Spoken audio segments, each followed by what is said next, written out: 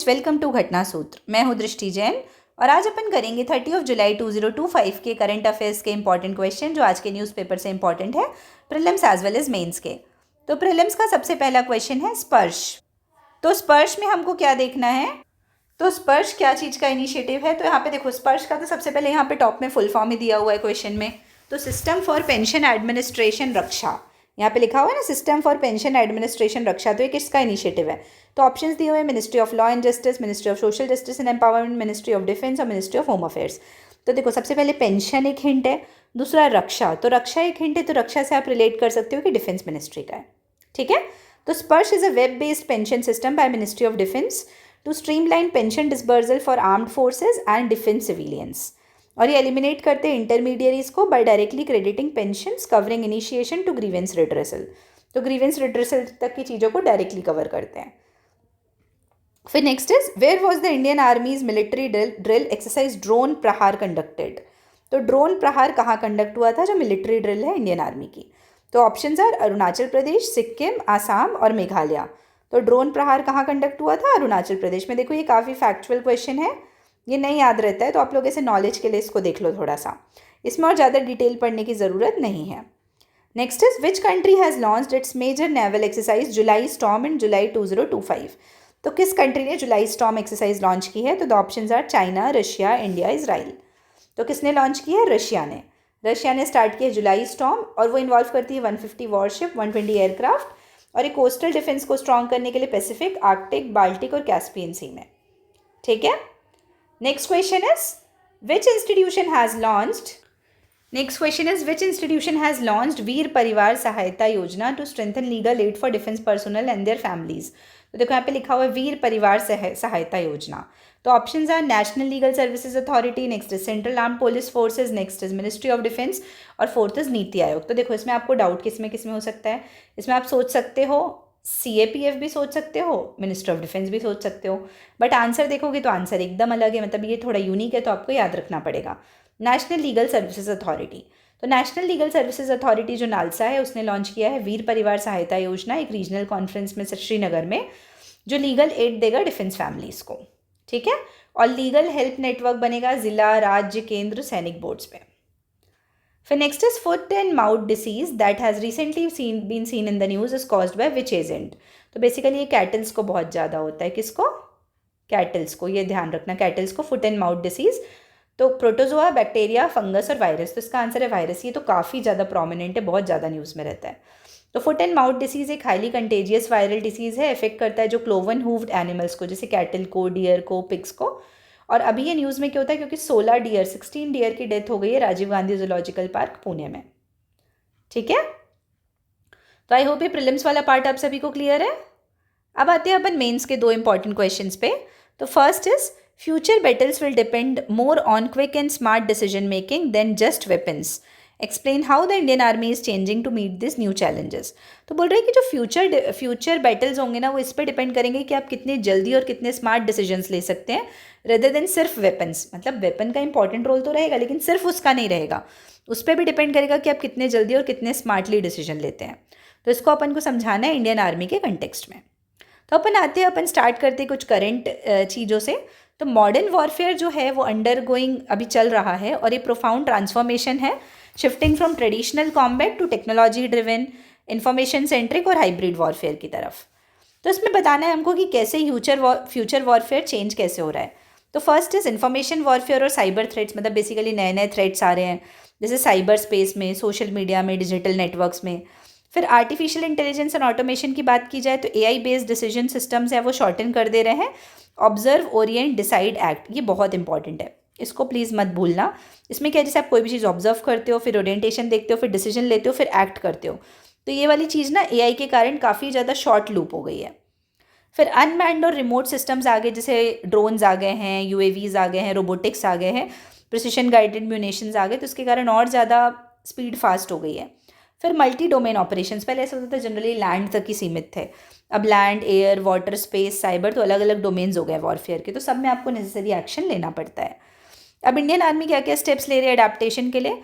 तो theatrisation and jointness, तो basically हम यूनिफाइड कंट्रोल कमांड्स बना रहे हैं, इंटीग्रेटेड थिएटर कमांड्स बना रहे हैं। फिर digitisation and real time intelligence surveillance and reconnaissance पे फोकस कर रहे हैं, जैसे प्रोजेक्ट संजय, जिसमें हम डिजिटली नेटवर्क कर रहे हैं बैटलफील्ड्स को। हम सैटेलाइट्स यूज़ कर रहे हैं, यूएवीज यूज़ कर रहे हैं, ग्राउंड बेस्ड डाटा यूज़ कर रहे हैं। फिर आर्टिफिशियल इंटेलिजेंस और डिसीजन सपोर्ट सिस्टम की बात की जाए तो हम लॉजिस्टिक्स में, थ्रेट डिटेक्शन में, बैटलफील्ड सिमुलेशंस में यूज़ कर रहे हैं एआई का। फिर हमने AI artificial intelligence centre of excellence बनाया आर्मी हेडक्वार्टर में। फिर हम मॉडर्नाइजेशन और इंडिजनाइजेशन कर रहे हैं, इंडक्ट कर रहे हैं रुद्रा हेलीकॉप्टर्स को, नए नए उसके नाम लिखने हैं वेपन्स के, Rudra helicopter, Arjun tanks, Pinaka system, loitering munitions. और अभी हम आप सभी ने देखा होगा हमने ऑपरेशन सिंदूर के टाइम काफ़ी चीज़ें यूज़ की भी हैं। और हम आत्मनिर्भर भारत की तरफ फोकस कर रहे हैं। फिर एनहांस ट्रेनिंग और ह्यूमन रिसोर्सेज डेवलपमेंट पे फोकस करें, जिसमें सिमुलेशन बेस्ड वॉर गेमिंग रहेगी और मिशन कमांड फिलोसॉफी पे हम काम करेंगे। और साइबर और इन्फॉर्मेशन वॉरफेयर कैपेबिलिटीज़ के लिए तो हमने डेडिकेटेड साइबर यूनिट्स बनाई ही है। अब इसके लिए हम और क्या कर सकते हैं उस पर हमको फोकस करना है। तो वे फॉरवर्ड में हम देख रहे हैं कि फास्टर इंटीग्रेशन कर सकते हैं हम एमर्जिंग टेक्नोलॉजीज़ का, जैसे भी क्वांटम कंप्यूटिंग चल रहा है, 5G चल रहा है, डायरेक्टेड एनर्जी वेपन्स चल रहे हैं। वैसे हम इंस्टीट्यूशनल रिफॉर्म्स कर सकते हैं जिससे कि हम और एजाइल कमांड स्ट्रक्चर्स बना सकें और फ्लैटन कर सकें हायरार्कीज़ को। फिर पब्लिक प्राइवेट डिफेंस कोलैबोरेशन पे फोकस कर सकते हैं through IDEX and make in India. IDEX आप सभी को पता होगा इनोवेशन से रिलेटेड, और एथिकल और लीगल फ्रेमवर्क तो हम डेवलप कर सकते हैं doctrines to regulate the use of autonomous and AI enabled systems. ठीक है, अब कंक्लूजन देखते हैं। हमने इंट्रो देख लिया, बॉडी देख लिया, अब हम आते हैं कंक्लूजन की तरफ। तो जो फ्यूचर कॉन्फ्लिक्ट्स हैं will be won not by the side with the largest arsenal. मतलब फिर देखो क्वेश्चन से रिलेट किया कि फ्यूचर कॉन्फ्लिक्ट्स वो नहीं जीतेगा जिसके साइड में ज़्यादा वेपन्स है, जबकि वो जीतेगा जो ज़्यादा फास्टर रिस्पॉन्सेज दे पाएगा, इंटेलिजेंट सिस्टम्स होंगे जिनके पास। तो यही एरेना है 21st सेंचुरी का। ठीक है, तो आई होप ये क्लियर होगा ये क्वेश्चन। अब आते हैं अपन सेकेंड क्वेश्चन में। Persistent disruptions in parliament signal deeper structural and procedural shortcomings. तो बोल रहे हैं कि जो बार बार फ्रीक्वेंट डिस्ट्रप्शंस होते हैं ना पार्लियामेंट में, वो सिग्नल करते हैं कि बहुत ज़्यादा स्ट्रक्चरल एंड प्रोसीजरल शॉर्टकमिंग्स है। ये फर्स्ट पार्ट है, इसको इवैल्यूएट करना है। जो अभी रिसेंट लॉक जैम्स हो रहे हैं ना, राज्यसभा में बार बार हॉल्ट हो जाती प्रोसीडिंग्स, उसके रेस्पेक्ट में। और आउटलाइन करना है क्या इंस्टीट्यूशनल सेफगार्ड्स हो सकते हैं टू प्रिवेंट सच डेडलॉक्स। ठीक है, तो अब हम आते हैं क्वेश्चन की तरफ, आंसर की तरफ। तो राज्यसभा के लॉक जैम से स्टार्ट करना है। तो parliamentary disruptions have become recurring event in recent times with Rajya Sabha often seeing frequent एडजॉर्नमेंट्स। तो आप सभी ने अभी न्यूज़ में देखा होगा राज्यसभा बार बार एडजॉर्न हो रही थी। तो स्ट्रक्चरल और प्रोसीजरल शॉर्टकमिंग्स क्या है, जो फर्स्ट पार्ट पूछा था। तो absence of effective whip mechanism. तो विप मैकेनिज्म अच्छा नहीं है, क्योंकि क्या है कि पॉलिटिकल पार्टीज़ के विप्स तो हैं, लेकिन उनका एनफोर्समेंट है जो डिसिप्लिन का, पार्टी डिसिप्लिन का, वो इफेक्टिव नहीं है। फिर lack of time allocation mechanism. क्या है, जैसे लोकसभा में टाइम एलोकेशन होता है ना बहुत सारी चीज़ों के लिए, टाइम मैनेजमेंट, वैसे राज्यसभा में नहीं है। फिर ऑटोमेटिक सस्पेंशन का कोई मैकेनिज्म नहीं है। जैसे क्या होता है, the absence of N automatic suspension rule for disorderly members. जैसे मान लो कोई सही तरीके से बिहेव नहीं कर रहा है, तो उसके लिए ऑटोमेटिक सस्पेंशन का प्रोविजन नहीं है राज्यसभा में। फिर declining role of parliamentary committees. तो धीरे धीरे क्या है, पार्लियामेंट्री कमिटीज़ का रोल कम होता जा रहा है और रूल्स का इन्फोर्समेंट नहीं हो रहा है सही तरीके से। जैसे राज्यसभा की जो रूल बुक है वो प्रोवाइड तो करती है डिसिप्लिनरी एक्शंस के लिए, लेकिन उनका इन्फोर्समेंट सही तरीके से नहीं हो पा रहा basically, and it depends on the chair, मतलब चेयरपर्सन कौन है उन पे। फिर पॉलिटिसाइजेशन हो जाता है चेयरपर्सन के रोल पे, मतलब पॉलिटिकल पार्टीज़ का कौन किसका साइड ले रहा है उस पर बहुत ज़्यादा डिपेंड कर जाता है। अब एग्जाम्पल दिया, देखो अब इसमें ना अपन ने एग्जाम्पल अलग से लिखा है, आप चाहो तो आप इन्हीं एग्जाम्पल्स को इंटीग्रेट कर सकते हो बीच बीच में अपने आंसर में।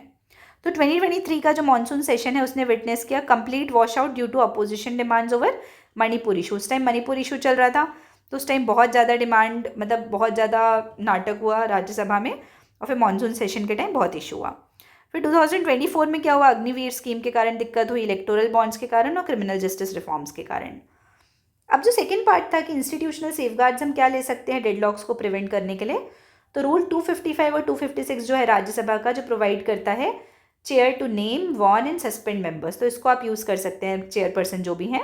फिर कोड ऑफ कंडक्ट होना चाहिए एमपीज़ के लिए जिसको स्ट्रिक्टली फॉलो किया जाए। टाइम एलोकेशन होना चाहिए कमिटीज़ के लिए कि जो स्ट्रेंथन कर सके स्टैट्यूटरी बैकिंग और इंश्योर कर सके fair distribution of time. Reforms होना चाहिए क्वेश्चन आवर और 0 आवर में, जिसको मोर इफेक्टिवली हम यूज़ कर सकें। एम्पावर करना है हमको पार्लियामेंट्री कमिटीज़ को, जिसमें आप रेफर कर सको प्रॉपरली बिल को, जिससे डिटेल्ड स्क्रूटनी हो सके।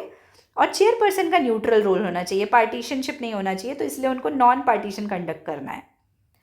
ठीक है, तो ये सजेशंस क्या है कि लेजिस्लेटिव रिफॉर्म्स कर सकते हैं इसके लिए अपन, जिसमें ऑटोमेटिक सस्पेंशन मैकेनिज्म्स आ सकें, डिजिटल सॉल्यूशन जिसमें कोई भी पार्शलिटी ना हो, रियल टाइम पब्लिक डैशबोर्ड्स हो, क्रॉस पार्टी डायलॉग फोरम्स मतलब कि कोऑर्डिनेशन बना रहे, और पार्लियामेंट्री कल्चर बिल्डिंग मतलब इसमें क्या इन्वेस्ट करना है लॉन्ग टर्म एफर्ट्स में, जिसमें हम डेलिबरेटिव डेमोक्रेटिक वैल्यूज इनकलकेट कर सकें। तो आई होप ये क्लियर है बॉडी पार्ट भी। अब हम आते हैं इंट्रो और बॉडी देखने के बाद कंक्लूजन में।